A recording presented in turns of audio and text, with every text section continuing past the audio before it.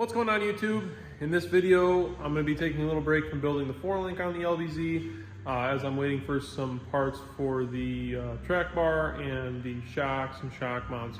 And I'm actually going to install the trans as well as the transfer case and then hopefully build the cross member for the transmission.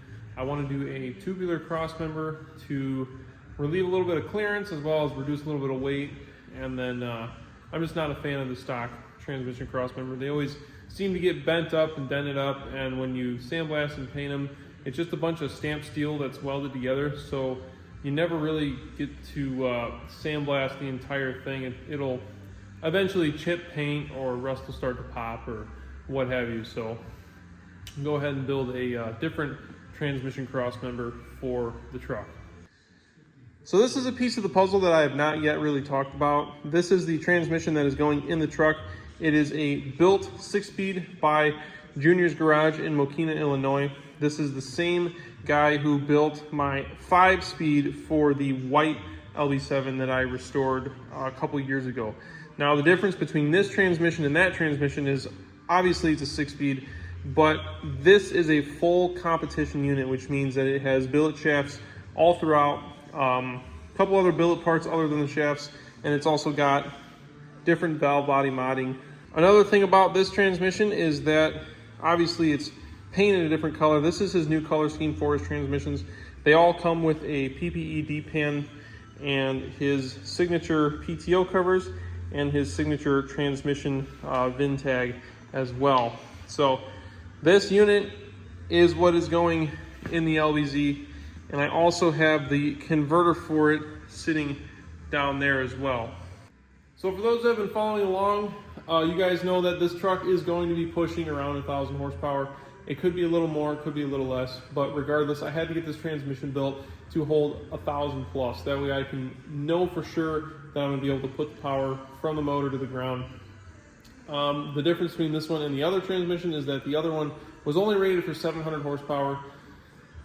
That one didn't have any shafts in it. This one's got shafts. We won't have to worry about anything breaking. This unit has been proven before, so it should be a great match for the truck. So other than the transmission, let's talk about the converter. So this is a Garand BX converter with the extreme clutch upgrade. So this, I'd have to look at what the stall speed is on these converters. Garand did a lot of changes and updating to their converters. This would be similar to like a J or a K or something around that stall. So this is a newer model of their converter.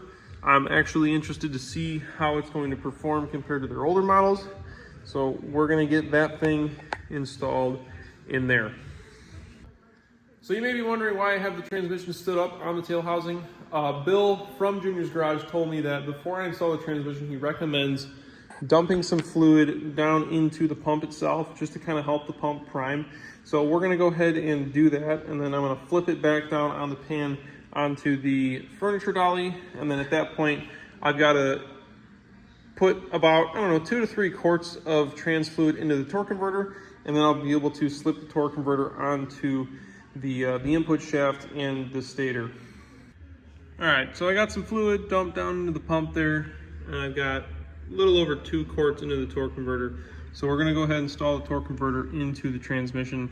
Now the key with these triple disc converters is you need to be able to spin it while you're pushing in and jiggle it at the same time, because these converters have to click 3 times into the converter before you know that it is completely socked into the transmission. So that is very important with these. You don't want to be mounting the transmission up to the engine with the torque converter not all the way socked into the pump. So this is what it looks like with the torque converter all the way socked into the transmission. If you're unsure whether or not it's all the way in, you can take a straight edge. In my case, I have this 8-foot level near me. Obviously it's a little overboard, but you can measure from the level to the ear of the torque converter, which is what the bolt runs through, and that should be about 1 1/8 inches. If you're still unsure, you can take your straight edge and run it across your flywheel and basically measured from the straight edge to where the bell housing mounts to, and that should be about 1 inch. So if you have smaller number here than you do there, then your torque converter is not all the way socked in, and you're going to be binding up against the flywheel there.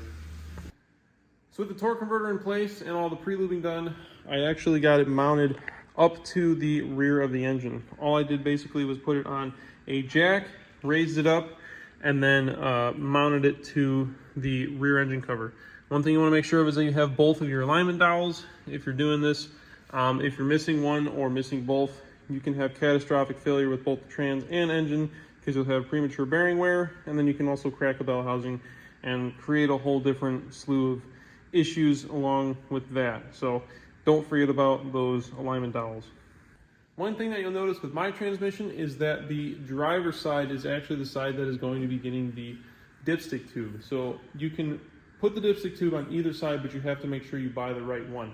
So this is a driver's side dipstick tube for the transmission. Basically what this is going to do is create extra clearance for the downpipe because it is a 4-inch downpipe. So this will now be on the driver's side when you check your fluid, and the passenger side will be nice and clear for the exhaust basically.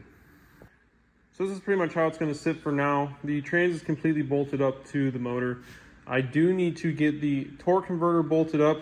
One thing I will say about that as well, when you buy a Garand or any other aftermarket torque converter that has a billet cover, this will most likely be right on top as soon as you open the box. You do not want to use the factory hardware with your aftermarket torque converter. And these actually come with the bolts for the torque converter that they recommend. So these are ARP torque converter bolts. Basically, when you're installing these, you put some red Loctite on the threads, and then you'll throw them in there fairly loosely at first just to make sure they're all in, and then you'll go around and torque them down. So with the transmission hung, that means that I can move on to the transfer case. So the transfer case I already pulled apart, sitting here on my cart here. Basically just separated the two case halves, and I'm gonna tell you what, it's not very promising. So I'm really hoping that I drain this out when I took it out of the truck, because there is really no fluid in here. And the more concerning part is that it smells like burnt clutch. So that's a little concerning. I'm probably gonna have to tear some of this stuff apart just to make sure that it's all good. I was initially just opening it up to see if it had a pump rub kit, and if not, I was going to install this pump rub kit in it. So essentially what that does is it makes a bigger footprint for these tangs on this pump.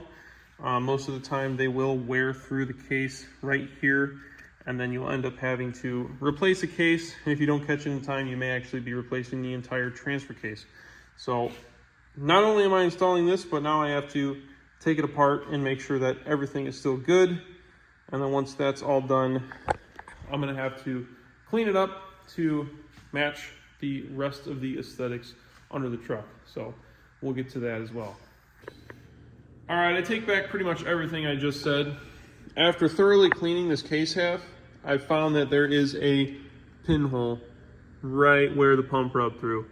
So this case half is now junk. I did not end up draining the fluid. I think it drained by itself out of that little pinhole, but it wasn't dry for long enough to trash the entire transfer case. So we're gonna go ahead and still go through with replacing the shift forks and the shift fork pads. And then there is one more thing that I found that was a little damaged, which was this guy right here. These teeth are supposed to be symmetrical on either side. Obviously it is not. We're missing some material there, but the pads are still in really good shape. Same with the surfaces that the pad rubs against on these rings here. So I don't know the exact terminology on them. I just know what they do. It's for your four-wheel drive shifting and whatnot. So we're gonna get those new parts ordered, and I actually have an acquaintance on social media that has a case half that I am buying. So we're gonna get this back together soon after the parts come in, and then I can get it thrown in the truck. We are back with the new transfer case half right here. This is going to replace the old one that had the pinhole in it. And while I waited for that, I cleaned up the exterior of the other case, as well as bought a new oil pump, that friction ring that's down in here, replaced that, and then cleaned up the magnet and the rest of the internals while it was apart. So this is the new pump rub kit that is on the new oil pump. This is the old face that comes with the pump. As you can see, it's just got these tangs that sit inside of the case housing. Obviously, these new tangs have a much bigger footprint and they won't wear through the case. So we don't need that wear clip anymore. This basically replaces that, as well as the top of the pump housing. So the transfer case is pretty much all ready to go back together. Everything's back in and cleaned up. I got to put the bearing and the clip on right there. And then after that, I can throw that case half on, clean up these surfaces really good, put a bead of silicone on it, and that's pretty much about it. So now that all the guts are back inside the case housing, I'm gonna go ahead and seal it all up. I'm gonna clean the surfaces up really good, make sure there's no debris or oil on it so we don't have any issues with leaking. You don't wanna put too much silicone on it because you can clog up this screen here for the pickup tube for the pump. So we wanna do a light bead of silicone, just enough to get it to seal, but not enough to where it bulges out into the transfer case itself. And then once that's done, I'll show you guys what I use for fluid. We'll fill it up, throw the seal in it, and put the actuator and the rest of the stuff on the outside. So this is basically what the finished product looks like. I got the two case halves bolted together with a bead of silicone in between them. There was a dispute on the internet whether or not it was 45 or 35 foot-pounds for these bolts. So I just went right in the middle at 40. It should hold just fine. Went ahead and threw the seal on here. I will have to admit, I did crash out putting this this clip on that bearing in there. So for people who don't know, there's a bearing that has a notch in it, and you have to move that bearing up in order to put the C-clip on all the way, and that basically keeps the shaft positioned in a certain spot where it's not bottomed out in the bottom of the lower case or the frontward case, depending on how you're looking at it. So it's a whole process trying to get that C-clamp to spread inside the case, as well as prying up on the shaft and bearing itself to move the whole assembly up so that the C-clamp clamps around that bearing. So there's a lot of different fluids you could use in these transfer cases. I've seen guys use ATF. I've seen them use just transfer case fluid. You can also use full synthetic 5W30. So I've seen these in Kodiak truck rebuilds when they do their transfer cases. This is obviously just the simple full synthetic O'Reilly's brand. You only really need 2 quarts, that'll top it off. So what we're gonna end up doing is pulling this fill port off, filling it up from here, and then you gotta make sure you don't let this output shaft nose down or it will start to ooze out of this seal.